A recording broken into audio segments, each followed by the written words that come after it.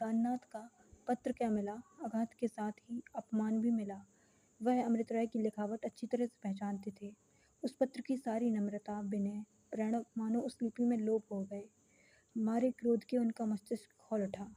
दाननाथ के क्या हाथ टूट गए जो उसने अमृत राय से यह पत्र लिखवाया? क्या उसके पाँव में मेहंदी लगी थी जो यहाँ तक न आ सकता था?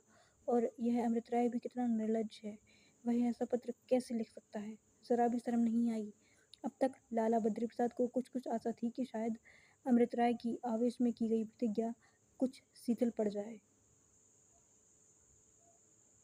लिखावट देखकर पहले वह यही समझे थे कि अमृत राय ने माफ़ी मांगी होगी, लेकिन पत्र पढ़ा तो आशा की यह पतली सी डोरी भी टूट गई। दाननाथ का पत्र पाकर शायद वह अमृत राय को बुलाकर दिखाते और प्रतिस्पर्धा को जगाकर उन्हें पंजे में लाते। यह आशा की धज्जी भी उड़ गई। इस जले पर नमक छिड़क दिया अमृत राय की लिखावट ने। क्रोध से कांपते हुए हाथों से दाननाथ को यह पत्र लिखा।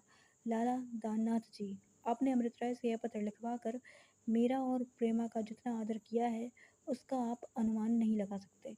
उचित तो यही था कि मैं उसे फाड़ कर फेंक देता और आपको कोई जवाब ना देता, लेकिन यहीं तक लिख पाए थे कि देवकी ने आकर बड़ी उत्सुकता से पूछा, क्या लिखा है बाबू अमृत राय ने? बद्री प्रसाद ने कागज की ओर सिर झुकाए हुए कहा, अमृत राय का तो कोई खत नहीं आया। देवकी ने कहा, चलो कोई खत कैसे नहीं आया? मैंने कोठे पर से देखा, उनका आदमी एक चिट्ठी लेकर लपका आ रहा था। बद्री प्रसाद ने कहा, हाँ, आदमी तो उन्हीं का था, पर खत दाननाथ का था। उसी का जवाब लिख रहा हूँ। महाशय ने अमृत राय से खत लिखाया है और नीचे अपने दस्तखत कर दिए हैं। अपने हाथ से लिखते शर्म आती थी। बेहुदा सुहदा। देवकी ने कहा, खत में था क्या? बद्री प्रसाद ने कहा, यह पढ़ा तो है, देख क्यों नहीं लेती? देवकी ने खत पढ़कर कहा, तो इसमें इतना बिगड़ने की कौन सी बात है?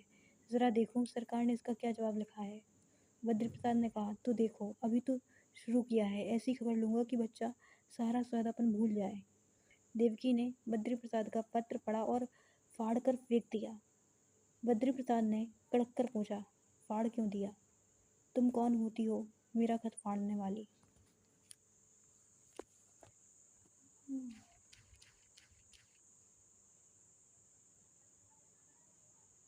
देवकी ने कहा, तुम कौन होते हो ऐसा पत्र लिखने वाले? अमृत राय को खोकर क्या अभी संतोष नहीं हुआ जो दानू को भी खो देने की फिक्र करने लगे? तुम्हारा खत का नतीजा यही होगा कि दानू फिर तुम्हें अपनी सूरत कभी ना दिखाएगा। जिंदगी तो मेरी लड़की की खराब होगी, तुम्हारा क्या बिगड़ेगा?